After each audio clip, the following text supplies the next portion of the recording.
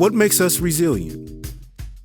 What makes some people continue to pursue their goals and dreams in spite of roadblocks or challenges? What if all we needed was an opportunity? Imagine if we trusted our talents, our abilities, and our strengths, then took a chance on ourselves. FutureProof is a Cincinnati State faculty and student-created podcast where students, alumni, and employers share adventures in learning outside of the classroom. We hope you will cheer, cry, and laugh along the way as we share our students' stories of resiliency and overcoming the odds. Find out what happens when we finally stop saying no and start saying yes. Welcome to FutureProof. Woo! The podcast where we share community college success stories and we highlight experiential learning in higher education. My name is Jane Martin Dressing, a.k.a. Laverne DeFazio. Laverne, and this is Cheryl. Cheryl and Amy Donbar. Good to be with you today, girly. Excited about our guest. We have joining us today JeMiah Israel. JeMiah is a 2017 graduate of Cincinnati State Associate of Arts degree, which for our listeners is the community college side of Cincinnati State Community and Technical College. So students coming into the Associate of Arts degree have plans to transfer on to a 4-year degree. And JeMiah came to us as a somewhat non-traditional student, and I'm going to let her tell that story. But JeMiah, we're so glad to have you with us here today, and it's so good to see you. JeMiah was a student in my class and maybe another class too. I feel like I definitely had you as a student in the career seminar and maybe another class. I don't know. But and we're going to get into that and get into her experience as an intern. But JeMiah, welcome. Thank you. Yeah. Thanks for having me. Thanks for braving us in Studio 459 in the high on the hill in the ATLC. I'm excited to be I'm here. glad you're here. Yes.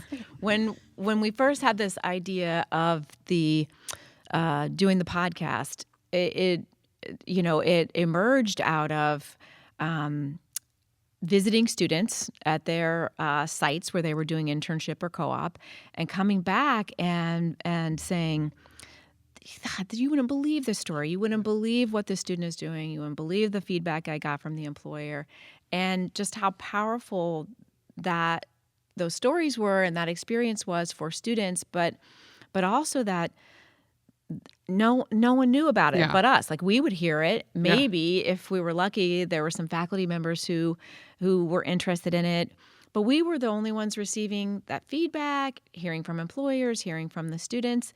And it was like, we got to get this story out because this is life-changing stuff. And this is kind of the secret sauce that is Cincinnati State, is a really getting students out there, but also the stories, how they got to Cincinnati State, where they go next. And we really just wanted, that's what FutureProof is about, is that, education has the potential to make us future-proof or to prepare us for our futures. Excellent. I love that.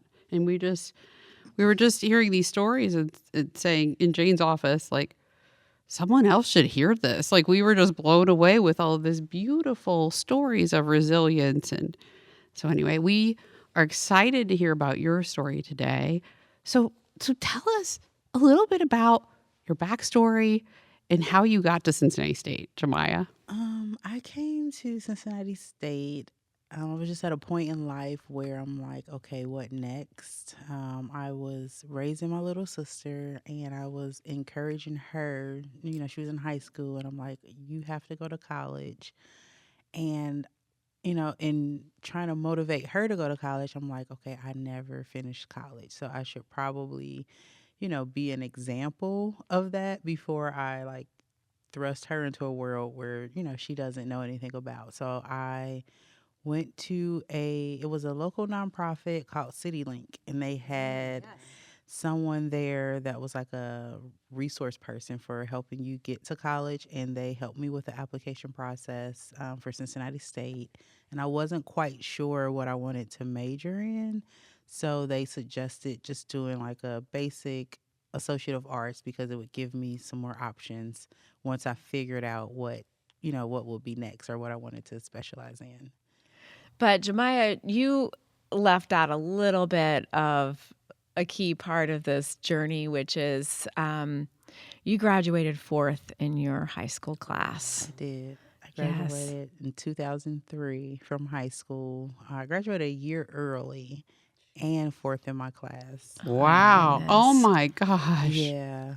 Okay, Um, and then what was happening that you didn't say right away, I should go to college? I mean, because you think someone fourth in their class, there are people at the school going, you are going to college. Were you getting pushed that direction, but you personally had some resistance to it, or what was happening there? So I had a mentor that was encouraging me to go to college, but I was also dealing with a lot of like family issues, and I went to Central State for one semester. I'm thinking this is a fresh start. I was excited about it. And my mom ended up getting incarcerated. My mom was dealing with a drug addiction. And I came back home. I left school to start taking care of my little sister, who was like 5 or 6 at the time. So, um, life took a turn, and there was really no one else outside of this mentor that was like, you should go to college. No one in my family had been to college. So it wasn't something that was encouraged or talked about, or no one even knew what that process was like. So it kind of just fell to the side, and life took over those responsibilities of taking care of my younger siblings. And it sounds like that wasn't a second thought to you. Mom was incarcerated, and there wasn't a choice for you of what to do with your little sister. You were like, that's what I have to do. Yes. And you just did it. Yep. You left college and went to take care of your sister. Yes. And I think that's something a lot of people don't understand, that when you're first generation college student, when no one else that you know and your family has been to college doesn't feel like a given or an expectation or just something that a must have. It feels like a privilege, and then it feels like a privilege that if there are other more important things, that's what I should be doing. That it can start to feel like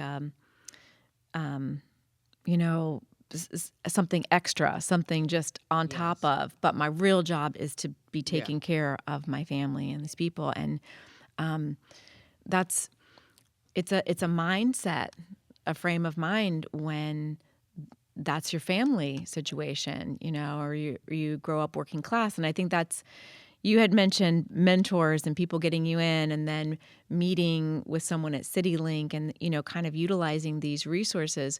What happened when you got to Cincinnati State? Who became your people when you got here? At Cincinnati State, I found out about the honors program, and there was a lot of just sort of activities with groups, with the honors group. So you sort of found your people and started to meet people, because I was a non-traditional student, of course. I worked full time, so it's not like I was on campus a lot. So it's kind of hard to make those connections and get involved with things. So the honors program was a way for me to be connected to other people that may have had the same, not story as me, but like lifestyle, where they were working full time and trying to go to school and raising kids, and just was looking for some community to be a part of on campus as well. Yeah. I think that's why Cincinnati State fits for non-traditional students, but also students that are working, is that they don't feel out of place here. They don't feel like they're in a classroom setting with everyone who's just, leaving class and going on to go for a 2-hour jog and then watch Netflix. They're leaving class and going to work, and they're raising families, and they're hustling. Yeah, They're hustling. there's people that look like you, and they're you don't feel like you're the only one the only Black one, the only older student, the only, you have people that you're familiar with or that make you feel a part of. And then there was also the trio program that was Yes, shout out to Trio. yeah, and Mrs. Dees, who's Oh, Dr. Dees Dr. now. Yes, Dees. Dr. Yes. Dees. And she just kind of took me under her wing, and she was someone else that was like, okay, what's next? Like, you're here, but you have to start thinking about transferring to a 4-year school, and we have resources there. So she really kind of took me in and gave me that extra support with books or if I was struggling with a class. So that was another community group that I found here at Cincinnati State. Ah, that's great. And for our listeners who don't know, TRIO is Department of Education grant dollars that colleges have to support students who are either the first ones in their families to go to college or are underrepresented in higher education. And TRIO was my very first job. I worked for a TRIO grant out of UC Claremont and then at NKU. And so that was my initiation into working in higher education was through TRIO. So I think of it as kind of like the social work or social support arm of higher ed that recognizes, just because you're smart, just because you have the academic capability to be successful in college, there's a whole lot of other pieces that need support in your life for you to do well in college. Absolutely. Even the financial barrier, because originally trying to go to college and not having a mom that could fill out FAFSA and being in that gray area where you don't really qualify as an independent student or you don't know, how to get the documentation that you need to prove that you were a ward of the state. It was difficult navigating all of that. So even being able to come back to school later where I didn't have to worry about that was an asset. But TRIO helped with things like books. They had like a library of books down there, so you could probably find a book that you needed for class. You didn't have that burden of trying to pay for your books out of pocket, so that was also a huge help as well. So you're here at Cincinnati State, and your Associate of Arts, but your concentration is history? Anthropology here. Okay. Yes. And you worked with this lady, worked with this lady, and you secured a pretty amazing internship while you're here, if I understand correctly. Can you tell us about that? Jane, Miss Dressing, helped me get an internship with the Cincinnati Museum Center in their archaeology lab. Sorry, I'm having some issues. It's okay. Technical issue with headphones sliding. And it's fun. So I had researched about anthropology, and I didn't even know that archaeology was underneath that umbrella. So just being introduced to the archaeology lab and archaeologists expanded my view of what it even meant to be an anthropologist. So it was the most amazing experience ever. At first, I'm like, when I thought of anthropology, I thought about studying cultures. And in the lab, we dealt with bones and we dealt with artifacts. And I'm just like, what is happening? My first day. But it turned out to be the most therapeutic, satisfying experience ever, where you just sit down and you get your items that you're working on. And my job was to clean them and to catalog them, which is to assign them a succession number. And I ended up creating a digital catalog for the museum because we were at this stage where things were starting to go from handwritten notes inside of books to being transferred to digital archives. So I was the first student to sort of work on creating that digital catalog for all of the artifacts that they had in the lab. And I remember going to visit you and Tyler Swinney, he's the director of, or one of the coordinators at the Geyer collection, and he was just blown away by you. I think he had worked with a lot of college students over the years, but he had never worked with a student from Cincinnati State, and he had never worked with a student of your caliber in terms of your maturity and intensity and just commitment to doing something right and your ideas. And he was just so impressed by that. And just had, I was looking at your evaluation from him and all the great things that he had to say about you. And that is not unusual, that when we go out and talk to employers, there's something special about our students. There's something unique. They recognize that just being here and somebody, I've got a title as somebody working in archaeology, and this is a dream, and I'm here and I'm doing it. Yeah.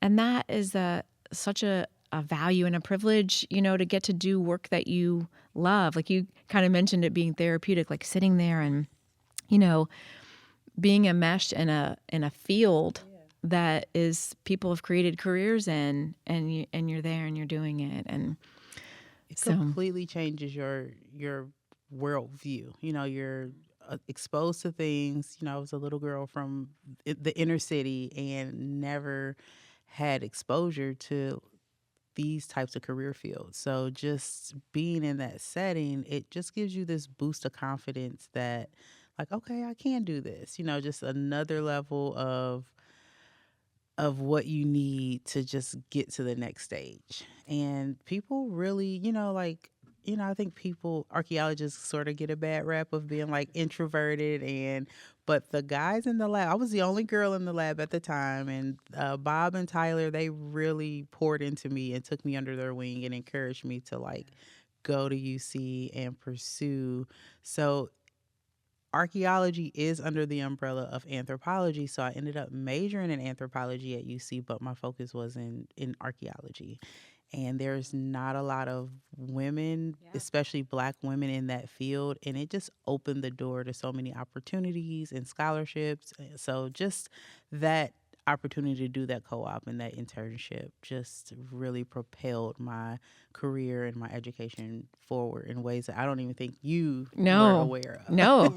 When we started to think about doing the podcast and we're, who would be great on the show, I remember, what is she doing? And I want to reach out. And even if the only story was you went on to UC, your experience as an intern there, but when I got that email from you and your signature was PhD candidate, it gave me chills. It was like, because I remember so distinctly you sitting in that class where I have everybody go around and say, what are you majoring in and what are your interests and what do you want to do? And you said, I want to do anthropology and I want to do research. And that in and of itself is the bravest thing, to say what you want in your life out loud in front of a room full of strangers. And then to see that you're there, that's what you're doing. You're doing it. And I love that. It gives me chills now. It gives me chills. No, it's beautiful. And it had this beautiful impact on you, this internship and co-op. But Jane and I talk about all the time that it probably wasn't easy to do. Students have a hard time juggle to stop, right? Because you have to stop work and, maybe and give this. And a lot of times in the arts, it's unpaid, right? A lot of the internships in the arts and sciences are unpaid. And so you have to time out of life to do this commitment that ended up having a huge benefit for you and shaped you tremendously, gave you mentors and direction and support. But it was probably scary to stop for you. It was. I remember the point where, so I got through undergrad, I double majored at UC in Africana Studies and Anthropology. And that's the first time I was introduced to this word of like graduate school. Like, yes, you got your bachelor's, what next? And I'm like, graduate school? I had never considered it. I was connected with the TRIO program at UC and a really great mentor, Dr. Holly McGee, that's like, you're going to graduate school. Shout out to mentors. I love mentors. You're like, oh, okay. All right. Yeah. So because of being a McNair scholar and having the opportunity to do research as an undergrad, I was able to get a fellowship for graduate school to get my master's in anthropology with a focus in plantation archaeology. Oh, wow. Yes. Wow. But what that meant, So my entire college career, I had worked full time. And that was no longer going to be possible. So I had to make a decision. By then, I had a daughter. I had a husband who I also met at UC. Yes, that's a great story. And I'm just like, like that's when I knew I was really serious about my education, when I knew like, okay, I have to it was scary knowing that we were going to, lose some of our income. My husband, he's a Air Force veteran. So he was also in school. We were both college students and parents and just trying to figure it all out. And I'm like, I have to quit my job. I have to quit my job if I'm going to go to graduate school and really do this full time. And it's that mindset that says, wait, I'm not supposed to be a grad student. I work, and that makes sense. You go to work, you make a check. This whole idea of this investing in yourself is so scary, and if it works, this is what I want. But it's such a huge risk. And what do you think was the point in your life when you said, I can do this? I can say yes to myself. Having my daughter and yes, I raised my little sister, and I was that mother figure for her, but having a daughter of my own and just realizing, some of the childhood trauma that I had and the relationship that I had with my mom through her drug addiction, realizing that I completely wanted to change that narrative and break that cycle. I was just thinking you're a cycle breaker, girl. That's exhausting. Yes, those generational curses are so real. And if you don't step outside of your comfort zone and do something you've never done, you're going to get stuck in those same cycles. And I just felt like college and being the first one in my family to go to college was the number one way for me to just open doors, opportunities, and, start to break some of those curses that had, still had my siblings trapped and still had my other family members and my mom stuck in these vicious generational cycles of poverty and drug abuse and incarceration. And I just wanted to show my daughter and my siblings that there was another way to go. Well, and you knew that at 18 when you're at Central State, right? You said Central State. Yeah. And your mom goes to jail and you're like, I'm going to go home and I'm going to do this for my sister. Yeah. Right. And still rise, with you and for your sister, right? For college. And then now you have a daughter. And so you're breaking the cycle for you and future generations to come. And that's so beautiful. So while you're doing this at UC, so you go from here to UC, who supported you? So you leave here and you built this community here with Dr. D's, and you mentioned Dr. Trapp earlier with the honors program, and you go from here in your community here. So you go to Cincinnati State, you go to UC, sorry. Who supported you at UC? How did you find, I know you found TRIO, you mentioned that earlier, but what else supported you? So UC was just a whole different world. You get intimidated by the size of the campus and not really knowing how to find your way. And like within the first couple weeks there is when I met my husband. On campus, and I was lost. I was trying to find the office to get my student ID made, and here's this like tall 6'4" guy like, hey, do you need some help? And he helped me find the office to get my ID made. He was a part of the TRIO program at UC, so he introduced me to TRIO. He took me to the AACRC, which is the African American Cultural Resource Center, and introduced me to like everyone he knew there. And I think just me talking about like what I was at UC to do and what I was majoring in, he saying it out loud saw something in me like, hey, I need to introduce you to these people. And that's kind of how I found my village there at UC and just started to make connections. And he has supported me through it all. Like he decided that he was going to stop going to college and work full-time third shift so that I can continue to go on through my bachelor's and my graduate degree.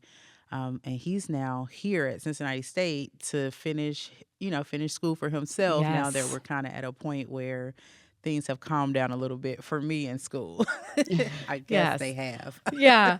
Not And- really. Oh, but, I you was like, know, wait a minute. Yeah. Hang on. I think you're in the Two PhD children. program right now. Yeah. Did you say they Yes, calmed down? yeah, Right? I know. I guess we figured it out a little bit. Yeah. Figured No, it it just out. Daycare. Yes. right. Yeah. Yeah, Daycare is a game changer. beautiful word Yes, that we 'cause just all say of here. that was happening during COVID, I so love that. daycare really wasn't an option for my my gosh. daughter. And I think I was still not at a point where I was ready for her to go to daycare either. Mhm. And then I'm like, how did we survive without daycare? What was Oh I my thinking? gosh. Yes. It's amazing Yes. the gifts I bought for daycare professionals, right? Like Right. the love, they're amazing. They Shout are. out to early Yeah. childhood folks. So Well, I'm a firm believer that the universe puts people in our lives. No one's in our life by accident. no accident. The universe has a way of, providing us with people who we were supposed to meet along the way, and Oh, yeah, I'll we were praise be to there. the Most High. He Yes. definitely placed him Oh. in my life. It definitely wasn't a coincidence when I think about how we met and yes, just how we've been connected since day one, and just how our lives together turned out as well. absolutely. So you had some great experiences at Cincinnati State, and I really want to bring up this story of you going to Guatemala. Because that was this unique program that Cincinnati State had for many years, where the group of students went to Guatemala and did a service project. And Yes. and I know, like, that was your first time on a plane. That was life changing. I mean, life changing. when you said to your family, "Hey, you guys, I'm going to Guatemala for 2 weeks." I mean, were they like, "What?" Right. I mean, again, I was this little girl from Avondale, Yeah. from the ghetto. I had never been on a plane, never even considered, I had barely been out of Ohio, out of Cincinnati. Right.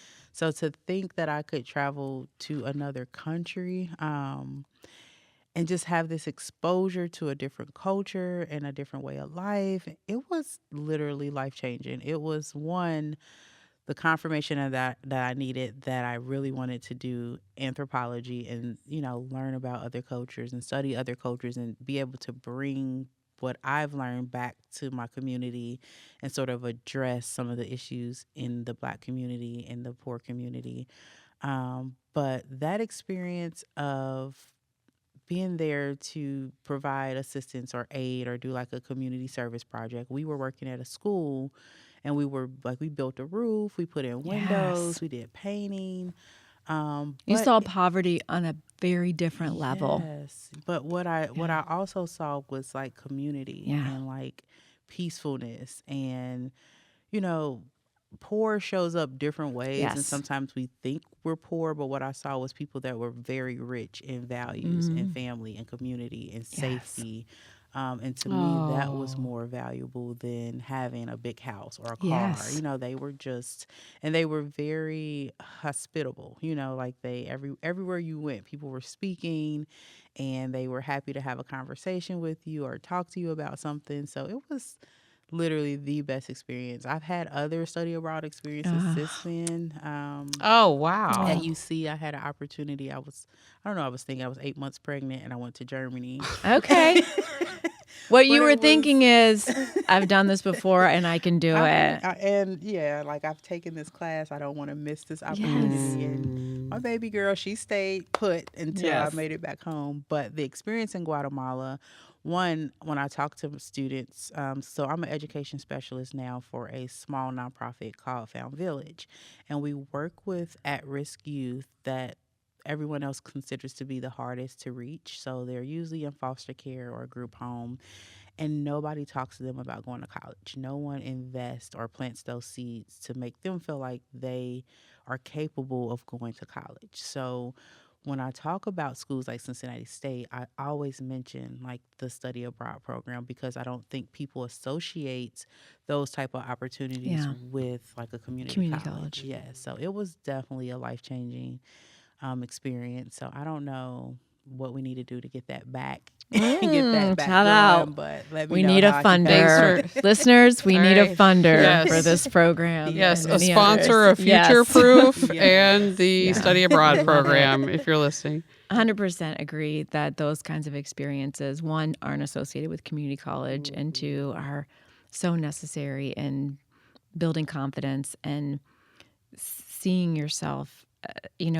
There's a point, and you said that so eloquently, I began to see myself for real as a student. I began to see myself as somebody who could go to grad school, somebody who could pursue a PhD. Something switches when you recognize that I'm serious about myself. This isn't just, okay, get a degree, get the paper, but then go back to my safe, go on a job every day, right? I'm building a career, and I'm at this stage of building it, and I got the scaffolding, and then what's next, Well, and how you see other cultures and the richness that you saw in this culture in Guatemala is beautiful, and how you see the generations to come is so beautiful. So you're not just taking care of yourself, cycle breaker. You're again paying it forward, and that's exhausting. And you look like you have a ton of energy. Is that daycare? That I don't know. I really don't know. Like, one day I'll reflect back and figure out how I do it all. But there is an excitement about life and about my future that just fuels that energy and keeps me going and makes me grateful for every day that I wake up and get a chance to get it right again. Because I know people that I grew up with and family members that don't have that opportunity. They're not here to appreciate life every day. So we also do it for them, those that couldn't continue on, those that are, have brothers that are incarcerated that don't get to see their kids, that will never know what it's like to actually make it out of poverty and out of, where we grew up from. So that keeps me going. That Beautiful. Yeah. That's Yes. that's absolutely beautiful. So beautiful. So what are you doing now? So spoiler alert, you're in the doctoral program, right? Like, Yes. and are you all finished with your doctoral courses that you're taking? So this is my last semester of courses. Woo-woo. Yes, I Nice. am doing a public history practicum. So we're working to secure a grant and get some historical markers put in place for the Wyandotte tribe. That Oh, was wow. the last Nice. Native American tribe to be removed from Ohio. Okay. So that's a really exciting program. I'm working with my committee chair, Dr. Wingo at University of Cincinnati on that project. She's amazing. She is another big supporter of mine. And I Your am, village. Yes, it's definitely a part of my village. I am taking another study abroad course with the goal of going to Africa at Yes. the end of this semester. I'm going to go to Botswana and South Africa. Beautiful. And I am also taking an independent study with Dr. McGee just to sort of sharpen those skills that I'll need to be able to teach African American history in the near future on a college level. Okay. And Well, then maybe I'm we could get you working- back here as I a love professor. Yeah. And I'm working at the nonprofit Found Village. And again, I'm a mom and a wife, and I do spoken word poetry and community work. So yeah, I'm staying busy. Well, JeMiah, we wish you the best, and so exciting to see you doing what you wanted to do. You said it out loud, and you dreamed it, and you made it happen, and you met people along the way that believed in you and believed in your dream and made them a part of your village. And that's exactly, that's what we want to happen. That's what education's about. It's about opening doors. It's about opportunities. It's about breaking cycles. Yes. What is I have a poster in my office that says, the rising of women is the rising of us all. Mm. You know. And you have displayed a beautiful example of that for us today. So thank you. Thanks for having me. Thank you for inspiring us with your story and our listeners. It's a beautiful story, and stay in touch. Yes, more to come from JeMiah Israel. Thank you guys for this Dr. platform Israel. to just be able Dr. to share Israel. these stories. Dr. Yeah. Israel. Ooh, ooh. All right. Thank you. When do we get to say Dr. Israel? When does I don't Is even it know. after the I feel like dissertation? I went to graduate school and got a master's, but I wasn't brave enough to keep going. I was broke. I was like, okay, I really want to buy a car. I literally I know that sounds so ridiculous and petty, it doesn't. but that was truly I had just reached this point where I had been broke so long, and I was like, I just want to buy a car. I need a job where I could make a car payment. That was it. And I don't really think I had the push or knew enough the direction that I wanted to go. But so what happens? You have a committee. You're working on the written part of. Is it that way now? Is it you just have to write a dissertation, or is it different? Okay.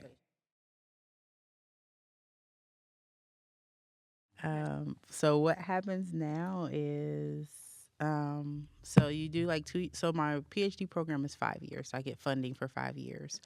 And the great thing about the funding that I have is like they pay you for your research. So they pay for This is McNair Scholar.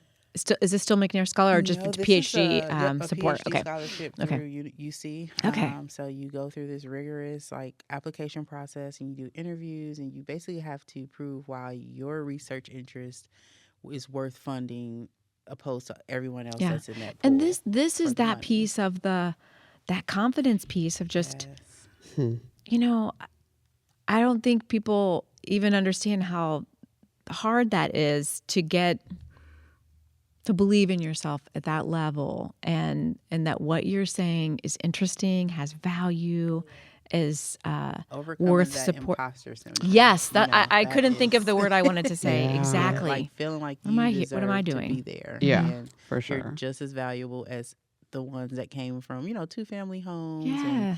And, it's real. You really do have to have that confidence to do it. Like that's the first step, to just believe in yourself and believe you deserve to be in that space just as much as anyone else. And that comes from, again, having the foundation like Cincinnati State and having people tell you deserve to go to a 4-year school. You deserve to get a bachelor's. You deserve, like you're just as good as anyone else.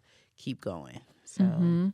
Well, and we don't want, Jane was talking about earlier in doing research. She had done some research on the McNair Scholars Program, and we were sort of having this beginning conversation before we began recording, Jane and I, about like access to higher ed in terms of master's and doctoral, and it almost feeling like a secret or how do you do this? Or only some people can do this. And was that like something? Demystifying the process. Yeah. And, we talk about doing research, but you really have no idea what that means. And everyone talks about this hidden curriculum in grad school. And even as a graduate student, you have to figure that out. They're not just telling you, oh, read this journal or, publish this article or apply for this grant. Like you really do have to find people that will invest in you and kind of show you the way, because there are students, you're sitting in class with students who have parents that's showing them the way, or they have funding and they don't have to worry about applying for a grant, so you really do have to create access for students that don't have any access. And that's also my goal, to just be able to open these doors and allow students who came from the same environment I came from to be able to dream. We talk about dreaming for them until they're able to dream for themselves. So I'm just happy and grateful that I had people that could dream for me until I was able to dream for myself, or knew, what that was like. And so what's the research going to be on? So my research site is what used to be a plantation in Boone County, Kentucky. And right now it's a federally protected homestead site, and they talk about the history and they preserve the site. But what they don't do enough of is telling the stories of the people that were enslaved there. So my master's research uncovered what used to be a slave cabin that belonged to a woman named Nancy Magruder. and just bringing some light to her life and the fact that she's still buried on the property. And so, like, even in death, she's sort of still in captivity. So just making her story known to maybe her descendants or other people that were enslaved there. And since my research, they've put up panels or they've gotten funding. I don't know if the panels have gone up yet, but they are starting to tell the story of the people that were enslaved there a little more. But I think there's room for them to do it a little better. So I'm going to focus on looking at other sites that are considered like the gold standard in telling African American history, like the Whitney Plantation and the Lynching Museum, and try to bring some of those practices and processes back to other sites or more local sites. And she was so close to freedom too, with the Ohio River, Yes, that you could plantation. literally see across. Wow. No, And no. another crazy part about her story is she was enslaved even after the Civil War. Like, they did not grant her freedom.